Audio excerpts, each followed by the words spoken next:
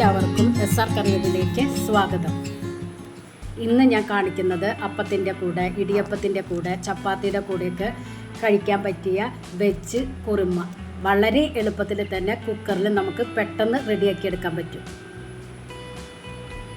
അതിനായി കുക്കറിലേക്ക് 2 table spoon വെളിച്ചെണ്ണ ഒഴിച്ചു കൊടുക്കുക. വെളിച്ചെണ്ണ നല്ലതുപോലെ ചൂടായി ഒന്ന് വരട്ടെ.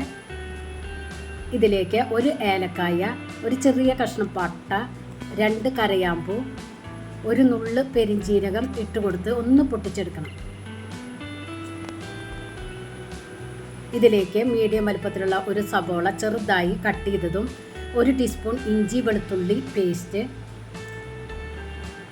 1/4 ടീസ്പൂൺ മഞ്ഞൾപ്പൊടി ചേർത്ത് നല്ലതുപോലെ ഇളക്കി ഒരു ചെന്ന് വാട്ടിയെടുക്കുക.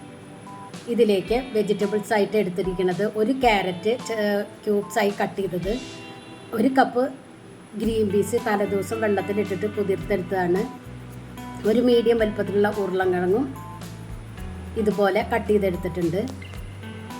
എല്ലാം കൂടി നല്ലതുപോലെ ഒന്ന് യോജിപ്പിച്ചെടുക്കണം. കറിക്ക് ആവശ്യമുള്ള ഉപ്പും ചേർത്ത് കൊടുക്കുക. 1 കപ്പ് വെള്ളം ഒഴിച്ചു കൊടുക്കുക. എന്നിട്ട് കുക്കർ മൂടി 2 വിസിൽ കൊടുക്കാട്ടോ. 2 വിസിലിൽ തന്നെ ഇത് നല്ലതുപോലെ വെന്ത് കിട്ടും.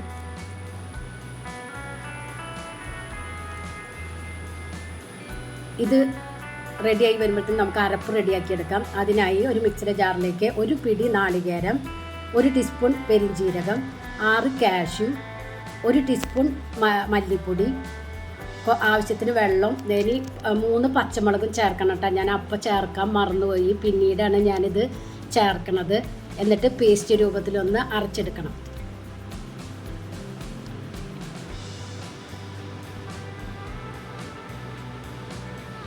ഇതിവിടെ പേസ്റ്റ് രൂപത്തിൽ അരച്ചെടുത്തിട്ടുണ്ട്. ഇത് മാറ്റി വയ്ക്കാം. ഇനി നമ്മുടെ വെജിറ്റബിൾസ് എന്തായി നോക്കാം. ഇതിപ്പോൾ 2 വിസിൽ വന്നിട്ടുണ്ട്. ഇനി സ്റ്റൗവ് ഓഫ് ചെയ്തിട്ട് സ്റ്റീം പോവാനായിട്ട് വെയിറ്റ് ചെയ്യും. അപ്പോൾ അതേ സ്റ്റീമൊക്കെ പോയി. നമുക്കൊന്ന് കുക്കർ തുറന്ന് നോക്കാം. നമ്മുടെ വെജിറ്റബിൾസൊക്കെ വെന്ത് കിട്ടിയിട്ടുണ്ട്. ഇനി ഇതിലേക്ക് അരപ്പ് ഒഴിച്ചു കൊടുക്കാം. ആ ജാറിൽ തന്നെ കുറച്ച് വെള്ളം ചിറ്റിച്ച് അത് ഒഴിച്ചു കൊടുത്ത് നല്ലതുപോലെ മിക്സ് ചെയ്ത് ഉപ്പൊക്കെ നോക്കുക. ഉപ്പ് പോയതെങ്കിൽ ചേർത്ത് കൊടുക്കാം. ഒന്ന് തിളപ്പിച്ചെടുക്കുക പറഞ്ഞാൽ ഒരു 5 മിനിറ്റ് തിളപ്പിച്ചെടുക്കണം. ഇതിലേക്ക് 1 നുള്ള് പഞ്ചസാര ചേർത്ത് കൊടുക്കണം കേട്ടോ. അപ്പം നമ്മൾ 5 മിനിറ്റ് നേരം ഒന്ന് തിളപ്പിച്ചെടുത്തിട്ടുണ്ട്. ഇനി ഇതിലേക്ക് മല്ലിയില ഇട്ട് കൊടുക്കുക.